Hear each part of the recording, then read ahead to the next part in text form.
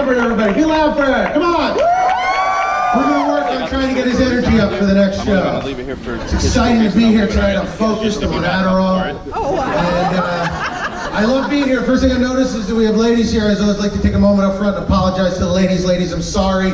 I'm not better looking. Wish I was a really good looking guy. I would take my shirt off, dance around, you know, I'll be very excited. I'm not good looking. I know I'm not ugly. Like, I know I'm not ringing a bell tower somewhere. But I know I'm not good looking because women make a particular noise when they see a good looking guy. Ladies, back me up because I've researched the noise. And by the way, fellas, you haven't heard the noise, you ain't good looking. I'm sorry, I don't make the rules. Ladies, back me up. See good looking guys, the noise you make. Ready? You do this.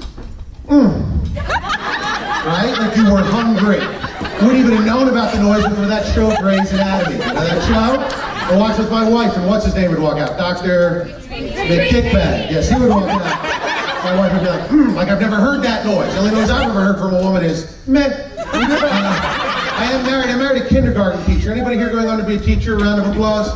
Anybody here go to high school? Round of applause. Anybody here drive by a high school? Drive by an elementary school?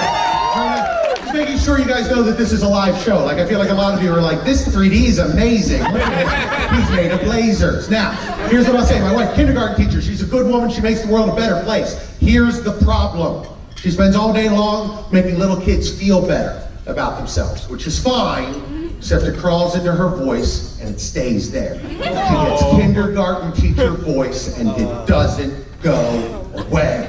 I hear it all the time after sex. Like, no, you did a very good job in that. No, you were trying very hard. I can tell.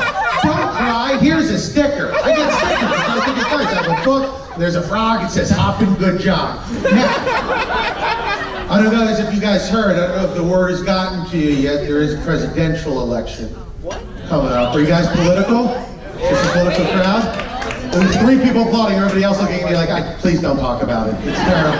Listen, I'm with you. I hate them all. I know some of you are Democrats and some of you are Republicans. I can tell from your haircuts.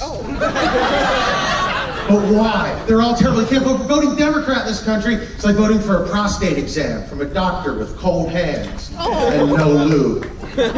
Voting Republican is like voting for a prostate exam from a doctor with plenty of lube and no arms. That's my favorite joke. I'm sorry, I love that joke. Because everybody in the audience is like, well then how would he give the... Oh. I thought he was turning right, turning left, right again. That was good. If you've been paying attention to my act, I think it's obvious it's about one thing and one thing only, and that's this. I am against terrorism. Yeah. By the way, half of you laughing, half of you looking at me with concern. Like, is that what he thinks his act's about? I'm against terrorism. I'll tell you why. Every time a terrorist tries to take over a plane with something, I can't bring that thing on a plane anymore.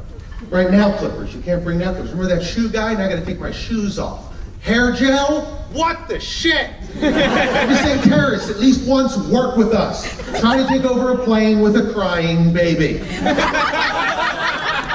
Half of you are laughing, half of you are concerned with the fate of the made-up baby.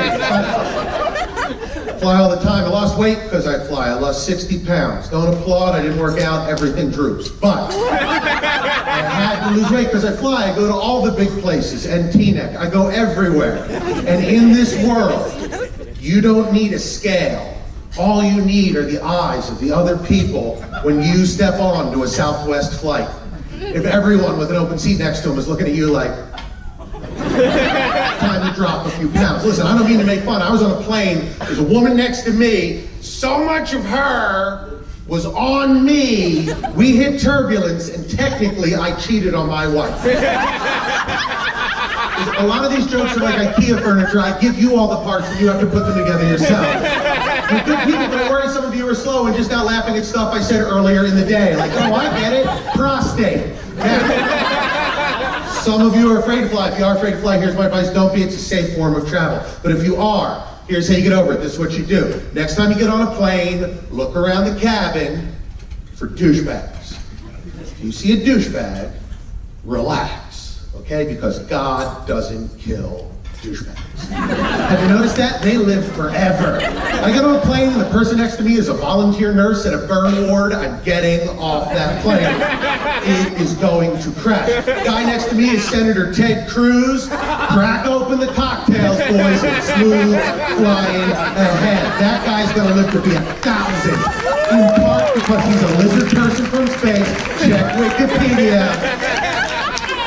Now here's what I'll say. We were talking about pornography, and here's... You guys gotta follow along better. I feel like no, we weren't. I don't know what's happening. Is there a PowerPoint they're not playing? Here's what I'll say to you. I'm a Cougar fan. Cougars, I like what you do. I like what you're about. I agree with you philosophically. Here's the only thing, Cougars. There is an age limit. Can't be a Cougar forever. I'll meet women sometimes like, I'm a Cougar. Grr. It's like you're 69, you're a snow leopard. That's how it works. You're 80, you're a saber-tooth. I don't make the rules, these are just the rules.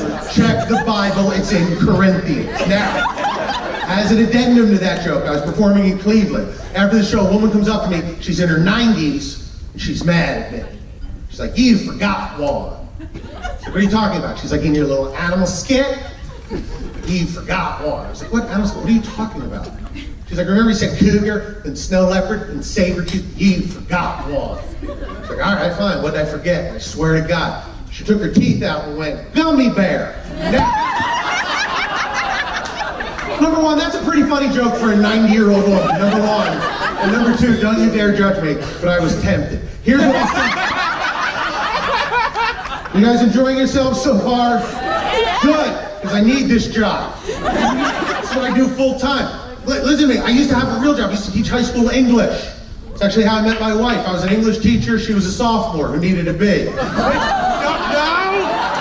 not out with that, it's a joke. Obviously, I would never be inappropriate with a student. I didn't teach gym. But the point is, and here's the thing, I started teaching high school right out of college. If I could give you some advice, don't do that. Because kids think you're an adult just because you're a teacher. I was 21 teaching 18-year-olds. This is a mistake.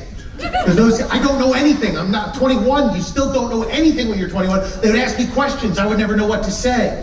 Like, Mr. Black, my best friend's on drugs. What should I do? I'd be like, hey, kid, I don't know how to iron pants. Mr. Black, my parents are divorcing. What should I do? Last night, I got drunk and took a poop in my microwave. Again. By the way, here's my favorite transition. Speaking of poop, let me ask you a question. Have you ever had one so good, it literally turned you into a better human being for the rest of the day? Just the whole rest of the day, you're like, let me get that door for you. And everybody's like, what got into you? And it's like, it's not what got into me. Have you ever had one so bad it made you question your own humanity? Like, I must have been bitten by a werewolf and nobody told me, because there should not be a license plate in there. Now, are we ready to get this show rolling? Here's the thing, I'm going to be with you the whole night. I'm looking forward to this. We only have 764 acts on this showcase. Only 9 more things to auction off. We're just going to be here for a scant 91 hours. We're still joking, everybody. I feel like a lot of you are like, that seems excessive. I don't know. So I'm going to be with you the whole time. My name's Jay Black. I'm going to be I'm repped by GP. I'm in booths 2, 3, and 4. Love to see you. If you've ever wondered while watching one of those Hallmark movies, hey, who writes this crap? We can talk about that. It's my pleasure to be here with you tonight. We're going to have a good time. But first, I need to make sure, is your energy ready to go? Give me the baby. Come on. All right, let's get it started. Our first act of the evening.